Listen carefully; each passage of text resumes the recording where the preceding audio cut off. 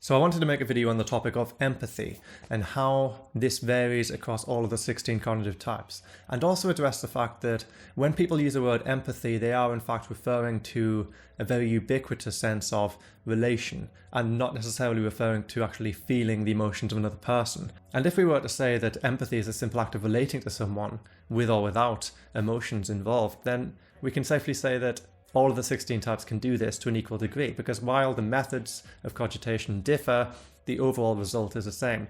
Every stack has the ability to relate to another person. But if we were to draw a line and say empathy is solely confined to feeling the emotions of another person, then we have to come up with another term. And thankfully we already have one in the English language, and that's called sympathy. So let's look at the two terms sympathy and empathy. Sympathy, it can come with emotions, but these emotions aren't reflective of the emotions of the other person. Usually when you're being sympathetic, you're employing a more intellectual exercise. You're saying, this is against my code of justice, this is against my sense of order. If I were in that person's position, I'd be feeling a certain way, but I'm not feeling that way at the moment. Empathy, on the other hand, is less of an intellectual exercise, and it's something more raw. It's something that isn't necessarily done intentionally either. It's not something which is necessarily even that conscious. Empathy is simply the sensation of feeling the emotions of another person or feeling your own approximation of those emotions relative to your previous experiences. So with this conundrum in mind, I wanted to make a video on relation in general rather than focusing specifically on empathy.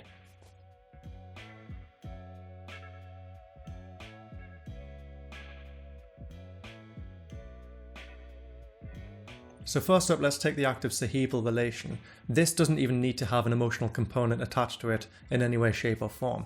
If I were to take in social data and very much feel the emotional data in the moment and then reflect upon it, I'd be doing this as an intellectual exercise, because as an INFJ, I take in social information and then I collate it within my introverted thinking, introverted intuitive frameworks. So I take in the data and then I reflect upon it. So when I'm doing this, I'm not necessarily feeling emotions. And if I am feeling emotions, they're probably more in anticipation of a future outcome rather than feeling the emotions of the event I'm talking about or feeling the emotions of the person in question. And more often than not, I won't be feeling any emotions whatsoever. I'll just be cogitating. I'll just be reflecting. It's an intellectual exercise that's very far removed from the limbic system. And any type can do this. It doesn't matter what type you are. It doesn't matter if you're feeling dominant. Any type can reflect on emotional data in a highly objective and highly detached manner. So if I were to look at society in a holistic view that encompasses emotions without focusing on specific people, I could take a very detached approach. I can look at how happiness is directly correlated with increased productivity, how health and well-being are correlated with order, how a certain amount of income is associated with low crime rate, and the list goes on and on. These are human issues. These are born of emotional data. These are born of relating to the positions of these people. I mean, I can't help relating to the positions of people who are in unfortunate positions, relating to the positions of other people who are in fantastic positions, but I'm not feeling their emotions, and I'm not even feeling any emotions other than the emotions connected to my sense of justice, to my sense of altruism, and to my idea of what would be good for society. So this is a sahibal exercise. This is what I'm embarking on right now. I'm not being empathetic. I'm not even being sympathetic. I'm just relating human data to my own kind of logical processes. So this is an act of relation that can have some kind of overlap with what people's idea of empathy might be, because you have someone taking in emotional information, whatever the type is, and reflecting upon it in a logical manner, detaching their own emotions, their own empathy, from the situation in order to deduce what is better on a mechanical level. You're taking in emotional data, you're seeing the emotions of people in different areas of society, but you're doing so in a highly detached manner. This is not empathy, but rather sahibal relation.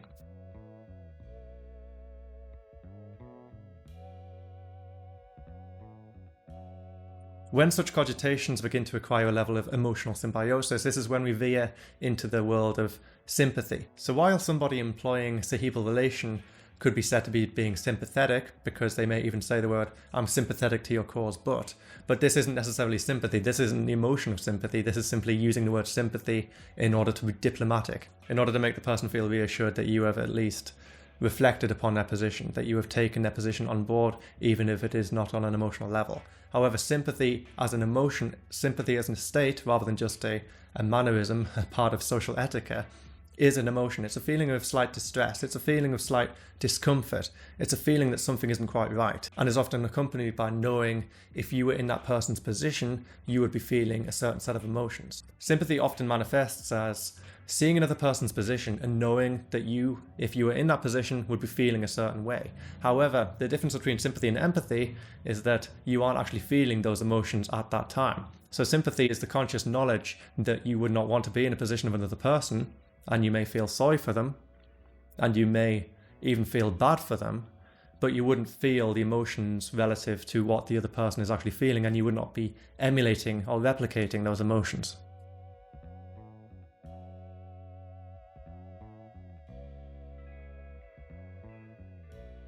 So if I were to see someone in an unfortunate position, I would feel sympathetic towards them. I wouldn't necessarily feel a strong emotion, but I would feel a sense of unease, and I would feel a kind of cognitive dissonance insofar as relating to the position of another person and knowing that if I were in that position, I would not feel particularly great. However, the difference between aforementioned sahibal relation and the act of sympathy is that when I'm being sympathetic to someone, it is no longer emotionally detached. When I'm being sympathetic to someone, there is always a kind of dissonance within my brain. There is always a sense of relation directly to myself. There is always a relation to the subjective region of my mind. Whereas the act of sahibal relation can be completely and purely sahibal, therefore it has no subjective component other than the fact that it's coming from a human being. So if I were to reflect upon society as a whole, or even if I were to reflect upon a person as a kind of a member of society, as a citizen, as an objective concept that has no emotional ramifications. In this situation, I would not necessarily be feeling emotions other than emotions that are attached to my own kind of logical circuits. And there would be no subjective component involved. So sahibal relation is purely objective, while sympathy is a combination of the subjective and the objective. But both of these acts of relation are sahibal. They have a sahibal focus. They're focused on imagining something without feeling the emotions of that thing. They are both predominantly sahibal activities that imagine a situation of someone or imagine a person's effect upon society as a whole and treat it as more of an intellectual exercise. So both of these concepts are a sahibal exercise, but sympathy has a subjective part to play because it is still relating to yourself as a human being. You are still relating to them on a one-on-one level with the constant knowledge that they are a human being and you are also a human being. However, with sahibal relation, you can be completely detached, you can be completely out of body. You do not perceive someone necessarily as a human being beyond what you can objectively measure and their behavior and their output. So sahibal relation can be very cold, but it can still be very conducive to social harmony, because with sahibal relation you can take in information and analyze it in a highly objective way to the betterment of everyone else. And then you can input that data later into your emotional circuits, and then you can be empathetic upon it, you can be sympathetic upon it. Whereas with sympathy, there's always an emotional component involved because you are still relating to the person as another human being. So to varying degrees, both sahibal relation and sympathy are more objective in nature. They employ our thinking circuits rather than our feeling circuits in order to relate to the position of another person and in order to understand human data. Empathy, on the other hand, is a completely different ballgame, and from this point I will be breaking down empathy into two different sections and exploring how these two different forms of empathy manifest within people.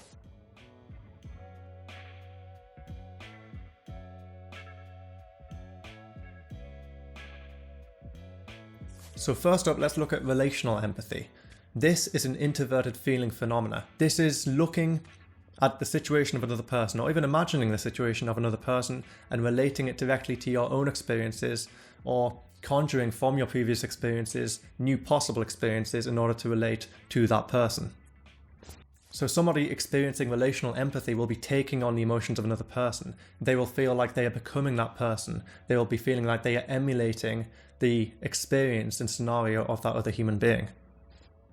And as such, relational empathy can be incredibly intense.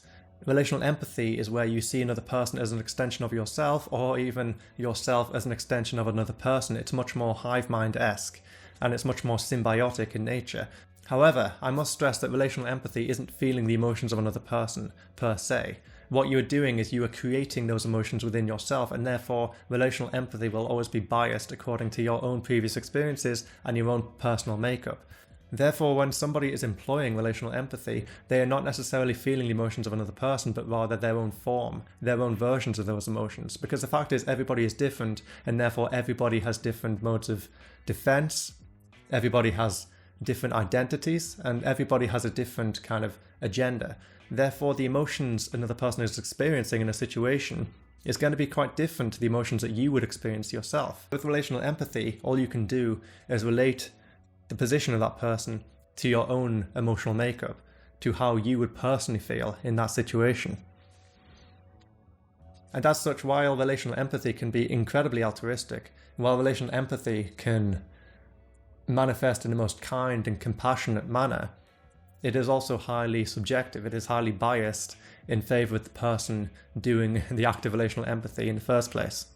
And as such, someone with, let's say, an introverted feeling dominant function can get incredibly worked up. They can put themselves in an absolutely horrendous emotional situation because they are relating to someone they care about deeply, and they're feeling what they personally think the other person will be feeling, or they were feeling what they would personally feel if they were in that person's position.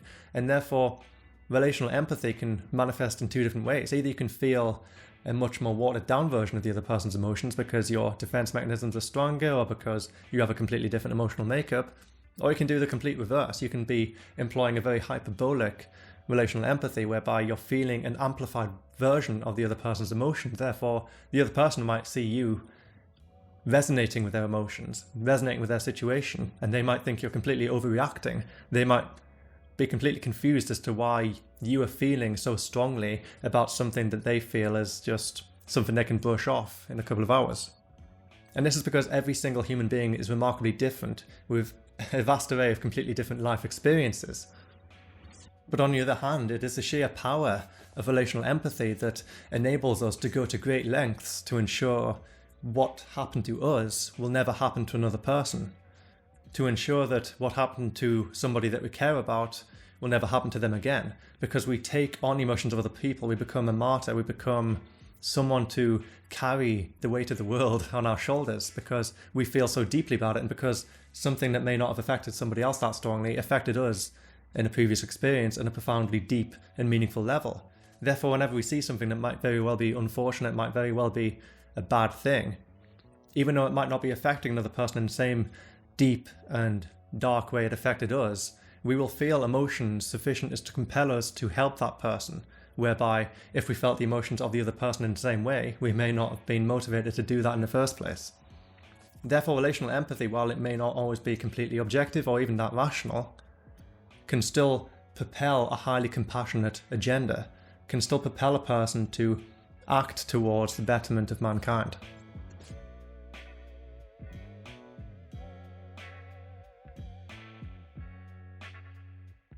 And now I want to look at the second form of empathy. Mirror empathy is the sensation of literally feeling the emotions of another person in a much more pure and primal sense. This is because this function employs much more primal and innate mechanisms in order to emulate what the other person's feeling. Because you're not relating to the other person in a strict sense. You're not seeing yourself as an extension of the other person or vice versa, but rather what you're doing is you're looking at exhibited emotions and manifesting those emotions within yourself. You are witnessing the behavior of another person, and you are personally experiencing the emotions associated with that behavior. Whereas relational empathy is connected to introverted feeling circuits, mirror empathy is connected to our extroverted feeling circuits. And as such, were someone employing this function perceive the act of crying, they would either start crying themselves, or they would feel very uncomfortable because they feel obliged to emulate that emotion. But there is still a highly subjective component and subsequently individual variation in how extroverted feeling empathizes, because while I may very well perceive someone else to be crying because of my programming, because of my life experiences, because of my internal emotional structure, I may not start crying myself. But that wouldn't mean I'm not feeling the same emotions that would cause the other person to cry. That's because people cry in response to different magnitudes.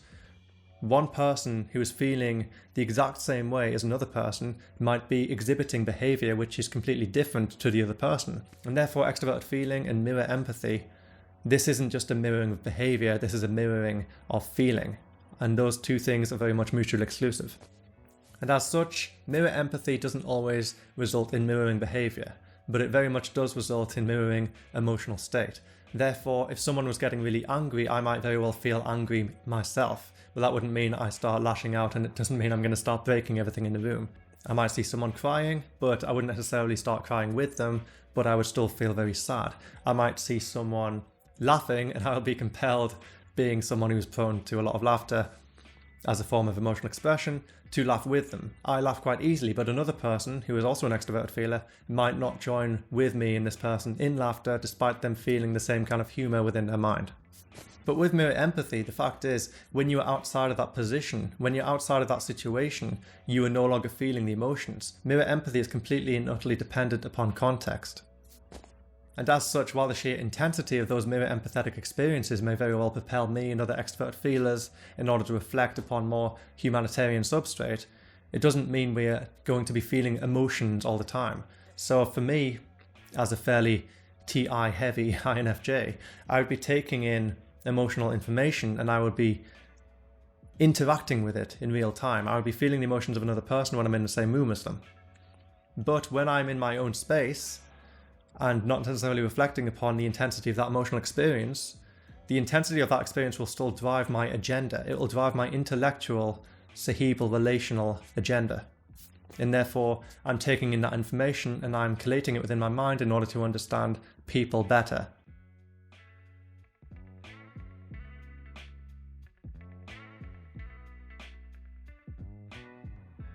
And this leads me neatly to the overarching point of this video. The fact is, we need every single form of relation in order to fully understand a position, a person, a scenario from all possible angles. There is no one form of relation that is better. We need to be objective sometimes. We need to detach ourselves emotionally.